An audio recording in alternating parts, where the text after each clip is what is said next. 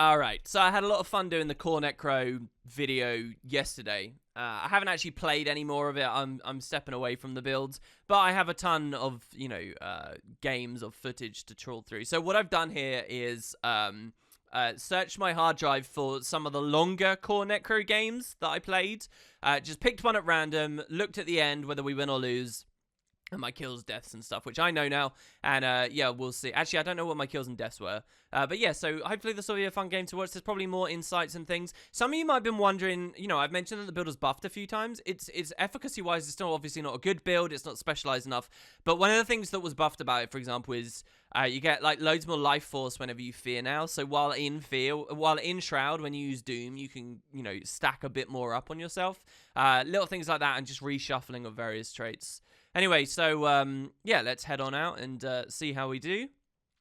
For our comp, looking over here, luckily I don't have a firebrand or anything, so there's not going to be any of that weird clunkiness and expectation management. We do have a Scourge, so I'll probably try and, watch for them as much as possible, at least at the opening. This is a map where, obviously, the second a snowball is established against you, it's really, really, really bad.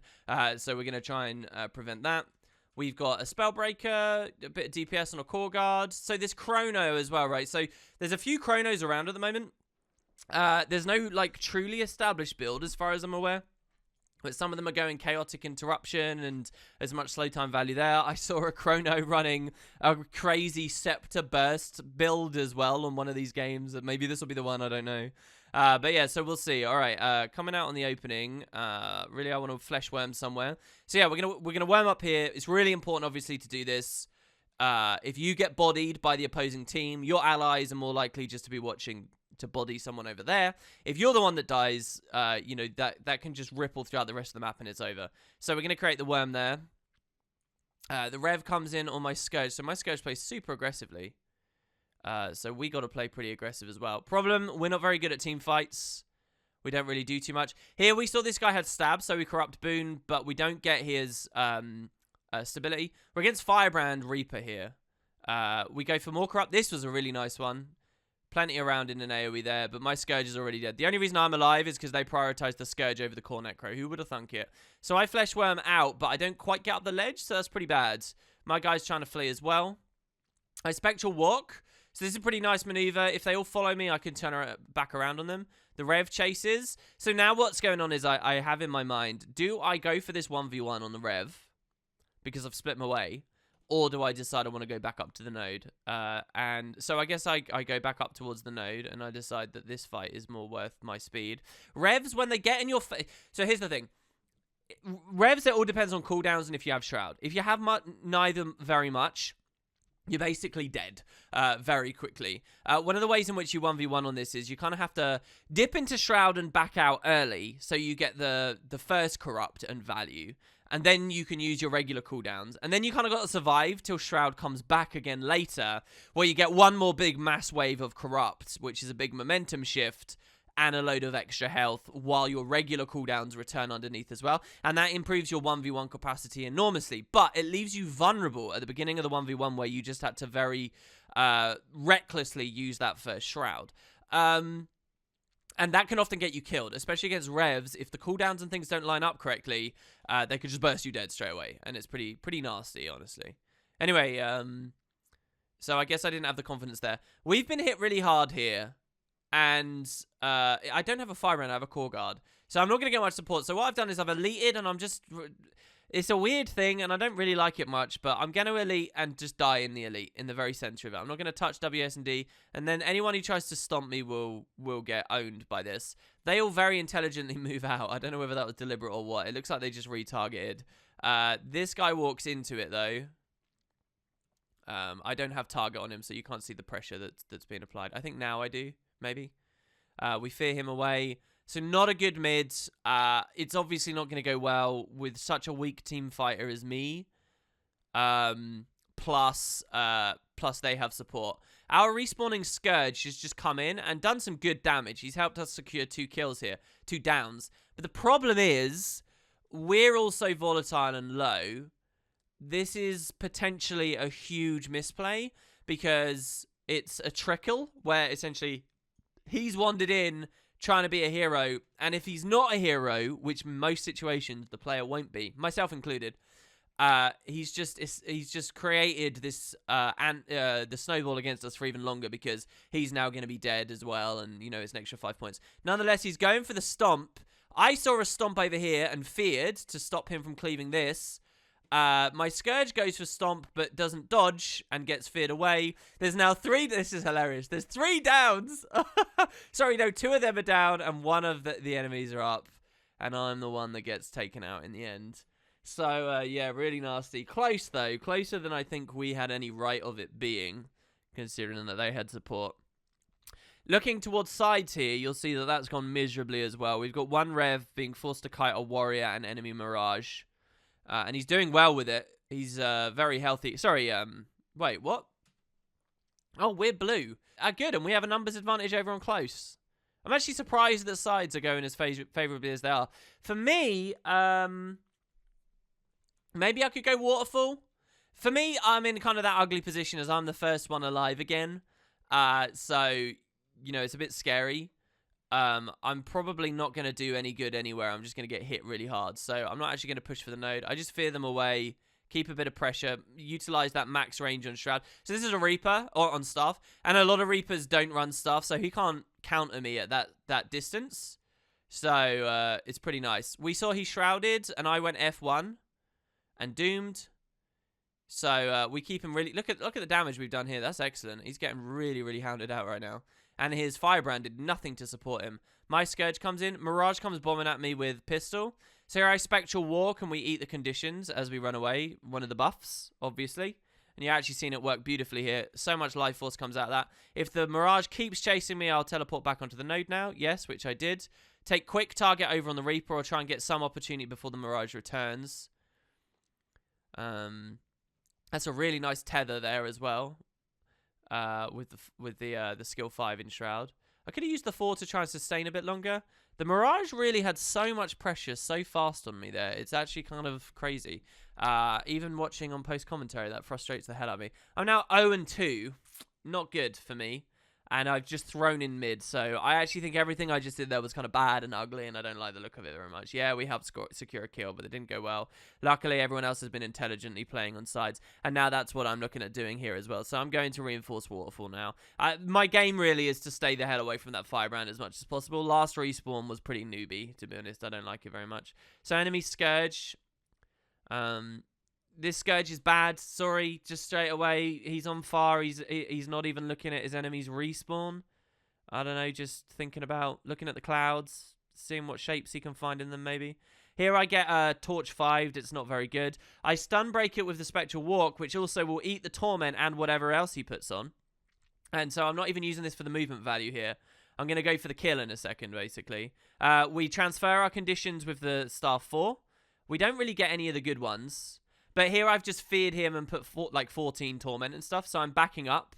I don't want him to transfer to me. I'm going to make him eat all of it. And then we'll go back in a second. So he goes for the line of sight. I try and corrupt there. It's not very good. And I go for the elite. I reckon I've got this 1v1 without the elite. He goes for one as well. We're both so bad. He walks out of mine. Oh, and then he dodges back onto it. That's amazing. And he's been tethered. He's so dead. That's such an easy 1v1. And he dies off node. So yeah, and now we dodge. Okay, we don't. Oh, I tried. It said not enough energy. I was slightly too little energy there. I did try and dodge it. Both me in the game and me on post commentary thought that we had the energy, and we didn't. This guy runs over to my kill and stomps it out. Why? Why? Let me just auto it and get life force, please.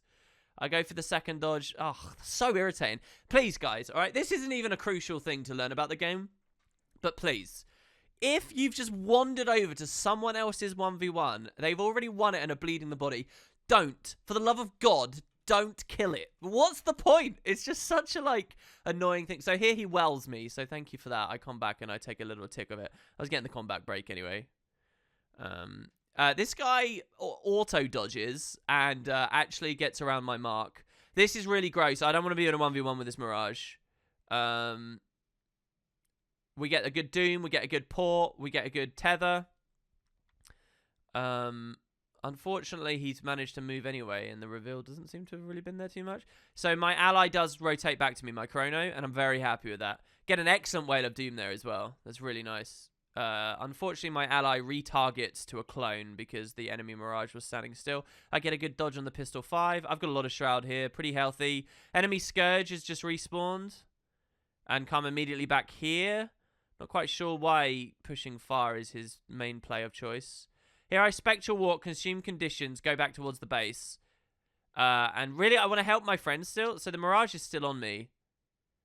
I reckon I've got a kill here, but he's going to outpace me, isn't he? That's the thing. Oh, we're going to worm aggressively forwards and immediately try and fear him before the stealth. We get it. We get the reveal.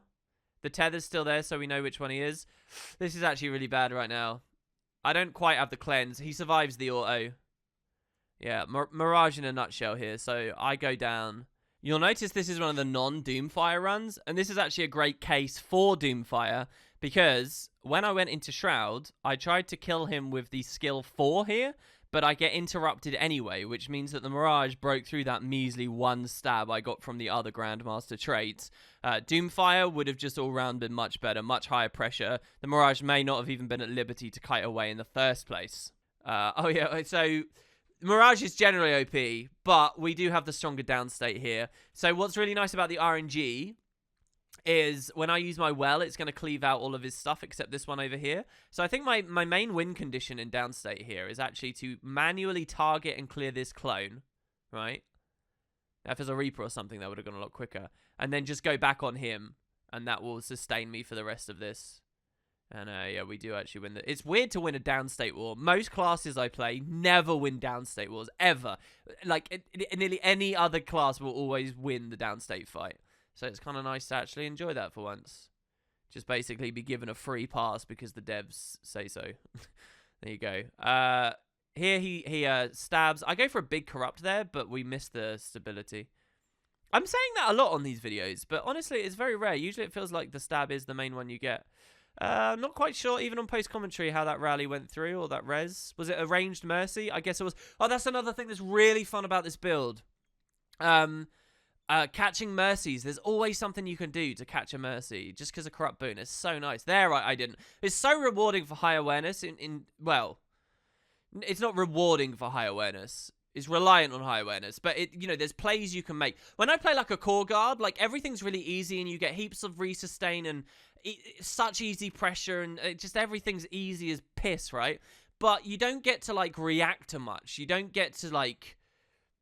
It's all just really positioning and knowing when to go in. It's so much less fun, man. I don't know. Anyway, I go for the combat break here. And push back because my guy's outnumbered. And this is really bad. The Rev's coming in as well. We go for another Fear on the Reaper. If we win this fight, it'll be amazing. Yeah, we're not going to win this fight. I have my worm and I'm going to instantly leave. The Rev's there. I'm stuck between a rock and a hard place right now. I can't do anything at mid. I couldn't do anything at far. So I've got to come back down here. My guy's re-established a bit quicker than I was anticipating, I guess. I say guys, it's just one person. So I don't want to get baited into too difficult of a fight. There's Mirage is on me. The Mirage is doing really well because he basically... He's a good counter to me. Yeah, so this is... And he's been on me a lot. So this is really lame. Basically, I didn't want that mid. This happens so often on this map. I didn't want that mid whatsoever. But my ally goes in and I'm like, oh, maybe there's an opportunity. So I go towards it. And that's a mistake you will never live down to on this build. You will just die straight away if you push the wrong engagement. And it obviously was the wrong engagement. That's another thing I just generally don't like about Mesmer, because your allies' clones can dupe even you if you're not being particularly attentive. It looks like I have an AFK player. Oh no, he was just sort of standing around. Oh, so here, there's a whole other level to this game that I'm not delivering to in the commentary, I know for a fact. Because here, I was wondering, how is it that there's so many enemies around everywhere and like, able to do things? Where's my team? What's been going on?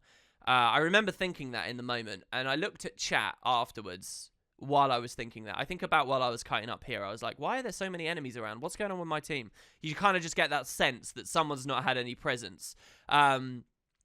And when we're dead, I look at chat and I see that my Scourge had been, my Spellbreaker, sorry, had been feeling the same way and said you lost 1v2 close. To which I guess I felt that they did in the moment there, which is why the enemy team had so much dominion. You know, a 1v2, you feel the ripple. I'm just, you know, I'm completely unrelated to that 1v2, but I feel that ripple across the map, you know, in my loss of opportunities everywhere else. I feel that. I've not really made any great plays or swings or anything here. Their close is already 2v1, so why would I go towards that? Here I've got a Scourge who I can help out. I keep saying Firebrand, don't I, this game? It's not a Firebrand I've got, it's a Core Guard. Anyway, we take a couple of autos, lots of Condi range and pressure there. It's not bad. Whale of Doom, because this guy could have been ambushing towards me. And look, I even precast the Elite. That's how aggressive this Mirage has been on me and how much he's affected my mindset here. I kind of just want to say, I've given you 2 core Necro games. Both of them have had a ridiculously low value, unnecessary precasted Elite. And you might get the impression that, like, oh, he's terrible with this Elite. He doesn't use it well enough.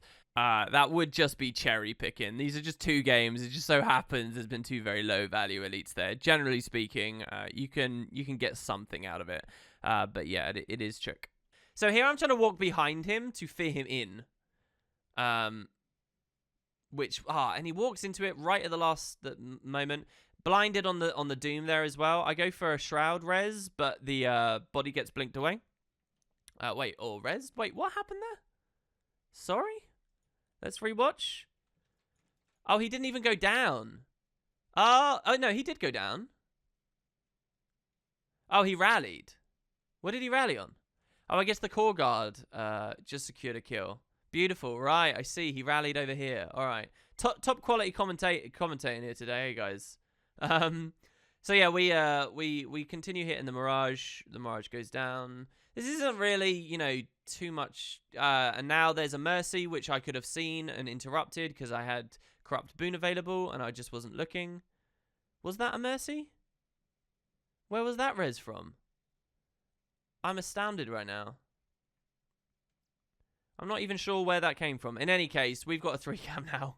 Yay! The world is so exciting and surprising when you have no idea what's going on. Here I get back on the node because of the respawn, and I want to stop the decap. They get it anyway. I don't have the mobility. This is kind of a great advertisement for why you don't play Core Necro. So this is the guy we 1v1'd earlier. The Reaper's on me as well here, though. So when I leave Shroud, I'd want to worm out, but the worm isn't there. I guess I didn't use that at the right point. There I try and about face the camera, but it's caught against the structure, so it looks up at the clouds. Not an aspect of this map I spend much time looking at, I must say. So here we want to go for a big team fight and make sure that we secure mid before they get the full cap. Scourge is going at me pretty hard. Dip into Shroud, Fear, take the teleport up to the side. Try and transfer some CONDI with the Mark IV. My allies down, not sure how much I can do there. They clutter over it right into my Scepter 2, which is pretty good. The Whale of Doom might be able to do something, but they're liable to have stab. This is a fight. You can see my positioning here. I don't really want to be in this fight because, again, we're fighting versus support, and we don't have it, and we lost the mid at the beginning, and we're likely to lose any other ones. We split this guy away from his allies, and we can kill him. But look, the Mirage is on me again here now as well. I think I had a Spectral Walk earlier. No, I didn't. Like, this is another thing about the buff, right? That Scourge doesn't get. Reaper gets the value of this as well, I suppose. But you can Spectral Walk, go into Shroud, and then you're eating CONDIs, sustaining your Shroud. You get the Fear as well, and you can kind of hold it a bit. Here, I get a kill, and it's shown the Well of Suffering icon. But I'm not running Well of Suffering. Well of Suffering. So I don't know what exactly it was that ticked that out. Maybe it's the flat impact on the tether strikes. That's what I'm going to guess it is. But that's only a guess. We managed to kite away very well there, by the way. The Mirage can't get on us. He dies because my allies counter-cleave it down. This is a stability stomp. So we go into Shroud to corrupt that stability into Fear, which interrupts. So you saw he had 4 booms on him. He now has none. And a ton of other things. Here he's, getting just feared away and he can't do anything. He takes the port up, but it's too late. And we actually win that fight. That's really nice, actually. So we had to really flirt with the edges there. Separate them. Clear them down. Back onto the Chrono for as well. Doesn't really matter because I'm going to get the combat break. Not sure what the Spectral Walk was for there. There's probably some logic. Looks like we're winning it pretty comfortably now. Firebrand's coming in, and I know that the main thing is to hit him and make him blow cooldowns before he's next to an ally and gets value off of using them in an AoE capacity. So we just, like there, we just forced him to Contemplation of Purity before the fight even started, right? Which is just excellent. And we can instantly corrupt whatever he Contemplation of Purity. In fact, I go a bit ham on the corrupt there, and he dodged anyway at the right time. The other thing, it's like watching dodges is really fun on this build. Like, only shroud after you see one. Here we elite, and we do it smack bang in the middle of the node. The elite is such a small ring, though, that they could still technically contest this without being in it, but that's a pretty perfect positioning there. And the longer they try and take this fight, the better. I can hide in shroud for as long as I need to. And so, yeah, like, 13 bleeds, lots of good damage here. Don't forget, it's a Spellbreaker I've got with me, so you can tell that's really the elite's pressure here. And here, I think we're going to win a 2v2 versus Firebrand Rev with the Warrior there, which is, I mean, excellent. You know, and this wouldn't have gone this way if I hadn't taken that free pressure earlier on the Firebrand. Unrelenting Assault is pretty scary. I'll get my shroud back in a second. Here, unfortunately, so some Revs now run shield because of the slight sword nerf. That's all it took. A half-second animation on one sword ability, and suddenly shield is being used, and it's kind of cool. But this is a super fun build for that as well, because you can now mark 5 over them, and you can Wail of Doom over them. Same as with Warriors, you can break through that stuff. Especially fun when you're running the Sigil, where you rip boons from Heralds, because you can take like 25 might instantly for yourself. You also, by the way, I run Aristocracy, which sometimes just spikes you up to 25 might. And I guess the game's over. Well, so there you go. That's another core Necro game. Hopefully I showed you some interesting stuff. It got a bit wonky with the commentary there. I'll tell you why. It's because this is actually the third one in a row that I've done. I did do another one that was a bit longer and perhaps a bit more interesting, showing a lot of kiting away from a Deadeye. But I was playing with an awful other player, and I feel like I got a little bit name-cally in the commentary. And in the footage, I started trash-talking them, and I kind of didn't want to show that side of myself. So instead, I just dropped that video half an hour into it, and I'm doing this one instead. So there you go, guys. 2 core Necro games. Is there anything else I really want to say about this? Let me just reiterate.